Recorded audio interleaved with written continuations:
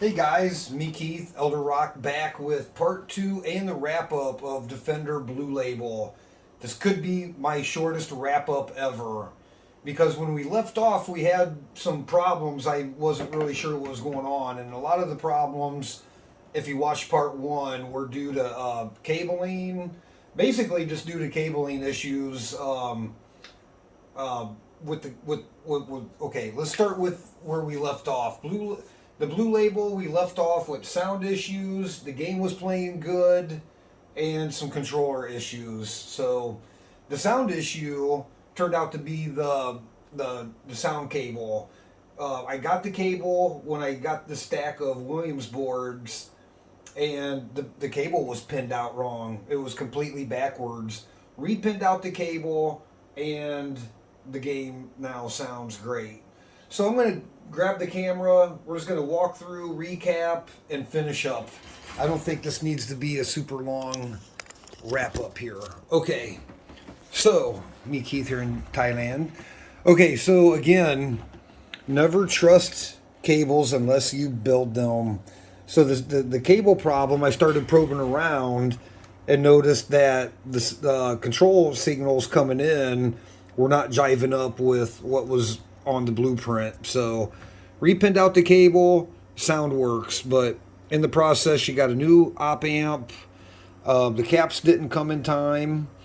It got a new 6802 to replace the totally corroded and destroyed CPU that was in the soundboard.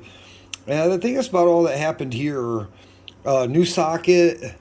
Probably will eventually get new caps. So onto the ROM board.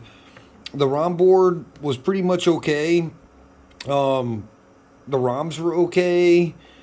I did change the header pins. They were pretty gnarly. All the header pins got changed, and all the sockets got changed. Have great signal. And then moving on to the CPU board, we did have a bad color ROM here at, I don't know the position. It's 7489, same as Pac-Man.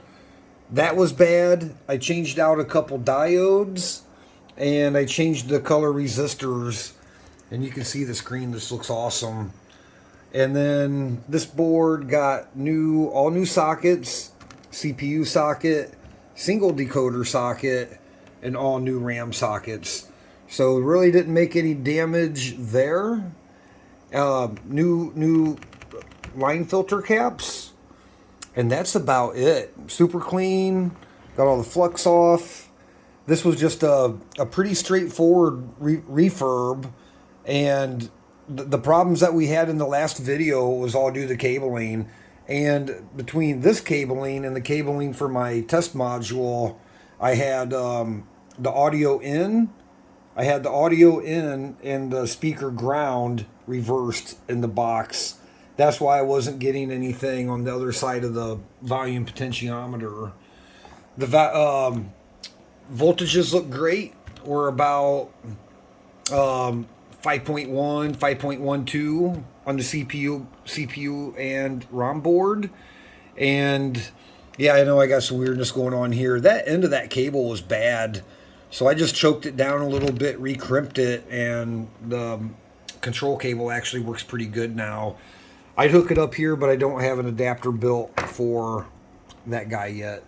So nothing more I really want to show on this guy. I just want to wrap him up, and I'll put this on as a part 2 and wrap up. So if you watched all of Defender Blue Label, if you made it through the whole thing, then you get a bonus short. You get the short version of the wrap up. But I'm ready to put this guy away. All the Defender boards are done now, and finally get to move on to my next project, which I'm not going to tell you yet. And so excited about the next project. Let's wrap up here and get started on the next one. Thumbs up, like, and subscribe if you like it. And if you don't, give it a thumbs down. If I'm too long, I don't know what I'm talking about, thumbs down and leave a comment, man. I'm okay with that. But yeah, this Defender, this is actually the first one I ever rebuilt, and it looks great. Red Label, it turned out the same way. So thanks for watching, guys. Anything you want to see more in detail, let me know. Okay, see ya. Bye.